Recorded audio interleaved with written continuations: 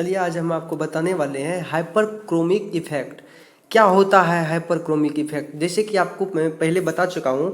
ये पहले आपको मैं बताया रेड शिफ्ट एंड उसके बाद बताया आपको ब्लू शिफ्ट। रेड शिफ्ट बता चुका था, जैसे हम क्या उसमें उस पहले वाले वीडियो में बताया था कि बाथोक्रोमिक शिफ्ट इसे कहा गया था और इसे एब्जोक्रोमिक शिफ्ट कहा गया था। ये ब्लू शिफ्ट हो गया और ये रेड शिफ्ट। आज हम पढ़ेंगे hyperchromic effect and hypochromic effect, hyperchromic effect and hypochromic effect. अब इसके बारे में जानने से पहले आपको ये जानना होगा कि क्या होता है ये।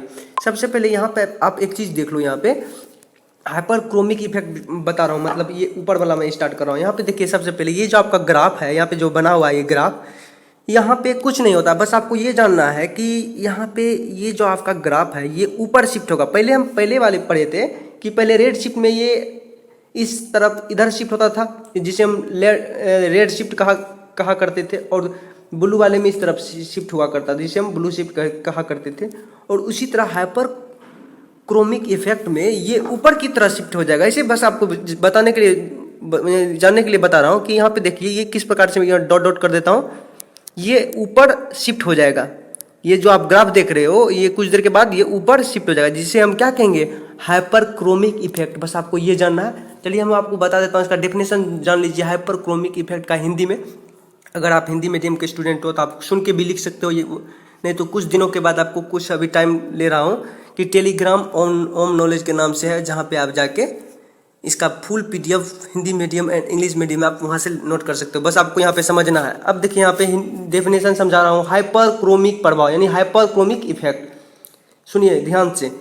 किसी यौगिक में कितनी परमाणु या समूह के परिवर्तन से यदि उसके यूवी स्पेक्ट्रम में अवशोषण की तीव्रता ई मैक्स के मान में वृद्धि हो जाए तो इस प्रभाव को हाइपरक्रोमिक प्रभाव कहते हैं। फिर से एक बार सुन लीजिए, आप सुन के लिख सकते हैं। ये डेफिनेशन हो गया। आप किसी यौगिक हो गया, जैसे कोई कंपाउंड हो गया, जैसे मैं आपको बता चुका हूँ कि स्पेक्ट्रोस्कोपी में कैसे आप मतलब कोई कंपाउंड रखे थे, तो उस कंपाउंड का क्या हो रहा था। उस कंपाउंड में जब हम लाइट को डाले थे यानी इस ट्यूब में, तो उस कंपाउंड का मॉलिक्यूल उस लाइट को यानी उस एनर्जी को ऑब्जर्व कर लिया था।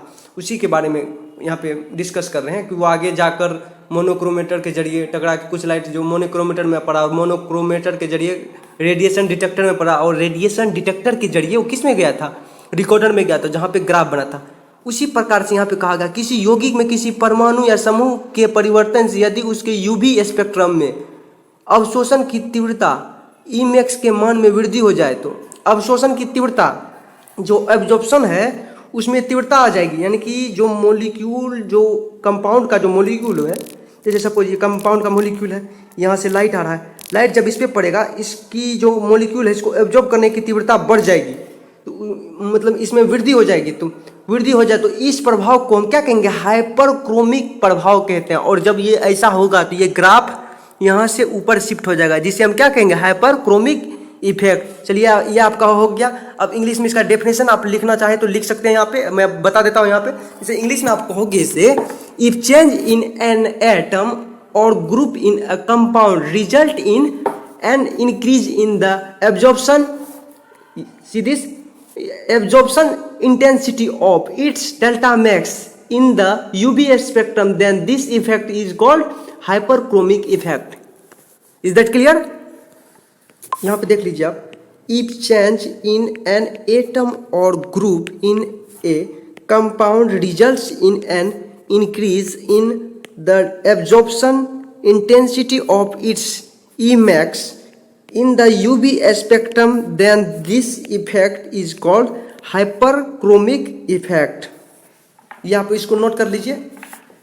ये डेफिनेशन हो गया हाइपरक्रोमिक इफेक्ट का इंग्लिश में। और हिंदी मीडियम वाले आपको थोड़ा सा कंप्रोमाइज़ करके चलना होगा। आपको टेलीग्राम चैनल में ओम नॉलेज के नाम से, वहाँ पे आपको इसका पीडीएफ दे दूंगा, आप वहाँ पे नोट कर लीजिएगा। बस आपको समझना है अभी। चलिए आप दूसरा पार्ट देख लेते हैं इसका। ये आपका क्लियर हो गया, उम्मीद करता हूँ ये आपको समझ में आया होगा। चलिए दूसरा देख लेते हैं। अब देखेंगे हाइपोक्रोमिक इफेक्ट। चलिए देख लेते हैं। हाइपोक्रोमिक इफेक्ट को जानने से पहले आप यहाँ पे हाइपरक्रोमिक इफेक्ट में मैं बस थोड़ा सा बताना चाहता हूँ। जैसे आप एग्जांपल के तौर पे एक तरह से आप ले सकते हो, बस समझाने के लिए बता रहा हूँ कि जैसे कि एक गिलास में आधा गिलास पानी लिया आप, क्या एक बीकर है, उसमें आधा गिलास वाटर है, और वाटर में अगर आप इनो डालोगे यहाँ पे, या यहाँ पे देखोगे कि इनो डालोगे तो ये क्या होगा, आधा गिलास से थोड़ा सा मान लीजिए कि आधा गिलास ही मान लीजिए, तो ये क्या होगा, ऊपर चले जाएगा। इसका मतलब कि फैन ये उबलने लगेगा एक तरह से, इस तरह से समझ सकते हो, यानी कि खोलने लगेगा। आप अपनी भाषा में समझ सकते हो। तो ये गिलास में भर जाएगा, एक तरह से फुल हो जाएगा। तो उस तरह यहाँ पे भी समझ सकते हो, यानी कि जब तीव्रता बढ़ेगी किसका, एब्जॉर्प्शन का, यानी कि अवशोषण का दर जब बढ़ने लगेगा तो ये क्या होगा, इसका ग्राफ ऊपर की ओर चले जाएगा। उसी को हम हाइपरक्रोमिक इफेक्ट कहते हैं। हमें क्या पढ़ना है, हाइपोक्रोमिक इफेक्ट। हाइपोक्रोमिक इफेक्ट अब हमको ये पढ़ना है। ये आपका क्लियर हो गया, ये आपका क्लियर हो गया, ये हो गया और ये हो गया। अब हमको पढ़ना हाइपोक्रोमिक इफेक्ट। हाइपोक्रोमिक इफेक्ट में ये आपका रहा, ये आपका इस तरह से देख लीजिए, यहाँ पे ई दे दिया, यहाँ पे एब्जॉर्प्शन ऐसे समझ सकते हो। यहाँ पे देखिए एज इट इज, यहाँ पे ग्राफ बनाया गया है। यहाँ पे क्या करना है, यहाँ पे हो रहा है क्या कि इसमें उसमें देखे थे हम पहले वाले में कि ऊपर जा रहा था, यहाँ ऊपर जा रहा था, इसमें नीचे जा रहा है, नीचे, यानी कि ये इसका ग्राफ कम हो जाएगा, यानी कि यहाँ ऐसे समझ सकते हो, ये नीचे शिफ्ट हो जाएगा। नीचे शिफ्ट क्यों होगा, हम पहले जाने थे कि हाइपरक्रोमिक इफेक्ट में, इस पहले वाले में पढ़ा था कि जस्ट अभी इससे पहले हाइपरक्रोमिक इफेक्ट में जब एब्जॉर्प्शन यानी अवशोषण का दर बढ़ता है तो वो ऊपर चले जाता है, यानी कि ये ऊपर की ओर चले जाता है, तो हाइपरक्रोमिक इफेक्ट उसे कहते हैं। लेकिन हाइपोक्रोमिक इफेक्ट में उसका अपोजिट हो जाएगा, यानी कि आप कह सकते हो कि तीव्रता Emax के मान में कमी हो जाती है, यानी कि अवशोषण का दर इसमें जब कब घटेगा, अवशोषण का दर तब घटेगा जब उसका Emax के मान में कमी होगा, यानी कि एब्जॉर्प्शन की तीव्रता घटेगी तो उसमें क्या घटेगी, ये ग्राफ भी नीचे घटेगा। इसे आप कह सकते हो, और इसे हम कहेंगे हाइपोक्रोमिक इफेक्ट। मैं आपको समझा देता हूँ डेफिनेशन के तौर पे। अगर हिंदी मीडियम के स्टूडेंट हो तो यहाँ पे समझ लीजिए, डेफिनेशन बता रहा हूँ, मतलब कि इसे हाइपोक्रोमिक प्रभाव क्या होता है, यानी कि ऐसे समझ लीजिए हाइपोक्रोमिक इफेक्ट। चलिए सुनते हैं। किसी यौगिक में, आप सुन के लिख सकते हो, किसी यौगिक में कंपाउंड है, ये आपका कंपाउंड ले लिए, चलिए ये आपका कंपाउंड हो गया एक बीकर में। मन में इमेजिन करो, किसी यौगिक में एक परमाणु या समूह के परिवर्तन से, यौगिक में परमाणु या क्या बोला, परमाणु के समूह के परिवर्तन से एटम के जो ग्रुप है उसका, उसमें परिवर्तन हो रहा है। जो बोल रहे हैं मन में इमेजिन करो, मन में, यदि उसके अवशोषण की, अब जो ये एटम है, यदि उसके अवशोषण की, सबसे पहले हम ये जाने इसमें हाइपोक्रोमिक इफेक्ट में किसी यौगिक में परमाणु या समूह का परिवर्तन से, बोला परमाणु या समूह के परिवर्तन से यदि उसके अवशोषण की तीव्रता क्या होगा, Emax के मान में कमी हो जाती है। ये जो एटम है, एटम के अंदर इलेक्ट्रॉन तो होगा, अब बहुत सारे एटमों को मिलने से, ऐसे समझ सकते हो, 2 या 2 से अधिक एटम मिलने से क्या ये मॉलिक्यूल का फॉर्मेशन होता है। और मॉलिक्यूल बोलो या मॉलिक्यूल क्या करता है, वो एनर्जी बाहर से आने वाले ये जो आपका किरण है, अब किरण को हम रेड कलर से दिखा देता हूँ। देखिए ये जो इसमें आ रहा है, इसको अवशोषण कर रहा है, इसमें अवशोषण आ रहा है बहुत प्रकाश, लेकिन इसको अवशोषण करने की Emax के मान में कमी हो जाती है, अर्थात UV स्पेक्ट्रम में उसका अवशोषण शीर्ष नीचे हो जाता है, UV स्पेक्ट्रम में उसका नीचे चले जाता है। ये आपका नीचे चले गया, पहले यहाँ पे था, यहाँ से ये यहाँ शिफ्ट होगा। क्यों, क्योंकि Emax के मान में कमी हो जाती है, अर्थात UV स्पेक्ट्रम में उसका अवशोषण शीर्ष नीचे हो जाता है। तो इस इफेक्ट को क्या बोलेंगे, हाइपोक्रोमिक इफेक्ट कहते हैं। और इस इफेक्ट को क्या कहेंगे, हाइपोक्रोमिक इफेक्ट। इसको सुन के भी आप इस तरह से लिख सकते हो, किसी यौगिक में एक परमाणु या समूह के परिवर्तन से यदि उसके अवशोषण की, क्या बोल रहा है, तीव्रता Emax के मान में कमी हो जाती है, अर्थात UV स्पेक्ट्रम में उसका अवशोषण शीर्ष नीचे हो जाता है, तो इस इफेक्ट को हाइपोक्रोमिक इफेक्ट कहते हैं। आप इंग्लिश में एटलीस्ट यहाँ पे सुन के लिख सकते हो, यानी कि if N atom or group in a compound changes its absorption intensity decreases in the mind of delta max, that is if its absorption had falls down in the UV spectrum, then this effect is called hypochromic effect. Is that clear? आप यहाँ पे मैं लिख देता हूँ, यहाँ पे सुन के लिख सकते हो आप, if an atom or group in a compound changes its absorption intensity decreases in the mind of delta max, that is if its absorption had falls down in the UV spectrum, then this effect is called hypochromic effect. Is that clear? ये आपका definition हो गया। आप English में आप इसको लिख सकते हैं, नोट कर लीजिए आप अच्छे से। और ये बीएससी सेकेंड ईयर के लिए और बीएससी थर्ड ईयर के लिए बहुत इंपॉर्टेंट क्वेश्चन है। मैं इसलिए पार्ट बाय पार्ट अलग कर दिया ताकि वीडियो लंबा ना हो, आप बोर ना हो, आप अच्छे से समझ सको। चलिए ये आपका हो गया। अब यहाँ देख लीजिए, इस तरह का ग्राफ है। यहाँ पे समझ गए थे कि ब्लू शिफ्ट क्या था और रेड शिफ्ट क्या था, हाइपरक्रोमिक इफेक्ट क्या था, हाइपोक्रोमिक इफेक्ट था। यहाँ पे एब्जॉर्प्शन हो रहा था, इस प्रकार से आपका इमेजेस बना हुआ है, किस प्रकार से क्या हो रहा था मैं आपको एक्सप्लेन कर चुका हूँ। चलिए आज अब हम आपको बताता हूँ क्रोमोफोर क्या होता है। चलिए उसके बारे में देख लेते हैं, क्रोमोफोर का इसमें क्या योगदान होता है। चलिए उस पर हम देख लेते हैं। अब यहाँ पे देखिए क्रोमोफोर के बारे में स्टडी करें। The groups that show specific absorption, आप इसको नोट कर लीजिए, specific absorption in the ultraviolet region are called chromophores और क्रोमेटिड्स। अब देखिए ये क्या होता है, मैं आपको हिंदी में समझा देता हूँ, आपको घबराने का कोई जरूरी नहीं है। आप यहाँ पे देखो क्रोमोफोर क्या होता है। वे समूह, क्या बोला, the groups that show specific, वे समूह जो परावैंगनी क्षेत्र में विशिष्ट अवशोषण, क्या बोला, विशिष्ट अवशोषण का मतलब क्या, वो जो मॉलिक्यूल था लाइट को एब्जॉर्ब कर रहा था, अवशोषण का मतलब ऐसे समझ सकते हो आप, एब्जॉर्ब कर रहा था, विशिष्ट अवशोषण प्रदर्शित करते हैं तो क्रोमोफोर या वर्णमूलक कहलाते हैं। इसका मतलब क्या हो गया, वर्णमूलक। तो आप कह सकते हो, आप यहाँ पे सुन के नोट कर लो, नहीं तो कुछ दिनों के बाद आपको पीडीएफ में मिल जाएगा वहाँ पे टेलीग्राम के चैनल पे।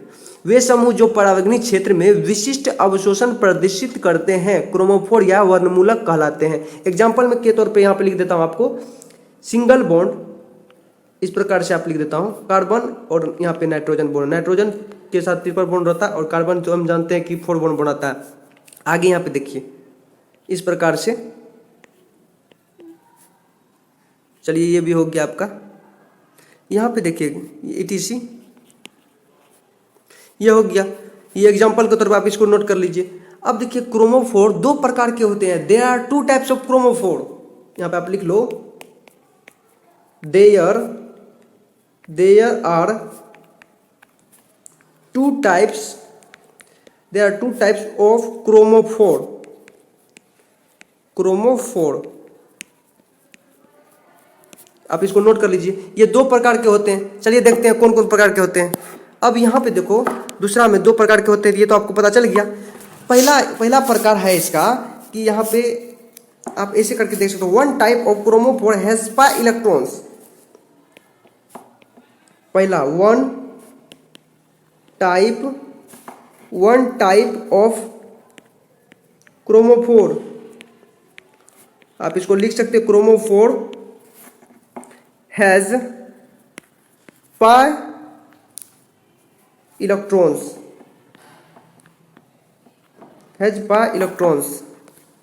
यानी क्या अब हम इसको कह सकते हैं एक प्रकार के क्रोमोफोर में 5 इलेक्ट्रॉन होते हैं।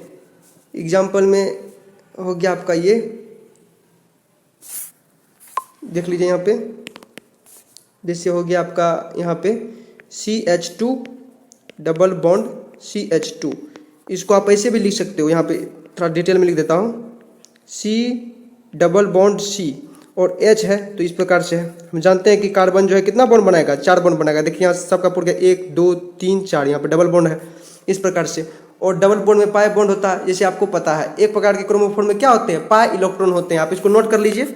चलिए अब दूसरा देख लेते हैं। दूसरा क्या करा है यहाँ पे, 2 टाइप्स, यहाँ पे देख लीजिए, यहाँ पे the second type of chromophore, the second type of chromophore,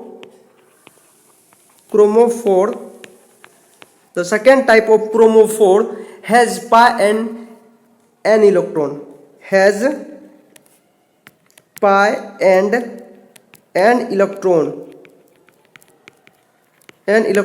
अब इसका एग्जाम्पल आपको मैं दिखा देता हूँ। इसका एग्जाम्पल में हो जाएगा आपका क्या, इसका एग्जाम्पल में आप इस तरह से आप इसको ले सकते हो। नाइट्रोजन को ले लेते हैं हम, चलिए ये नाइट्रोजन हो गया, ये हो गया, ये इसका एग्जाम्पल हो गया। समझ गए कि क्रोमोफोर 2 प्रकार के होते हैं, किस प्रकार से होते हैं। चलिए अब हम देख लेते हैं क्या ऑक्सोक्रोम क्या होता है, व्हाट इज ऑक्सोक्रोम।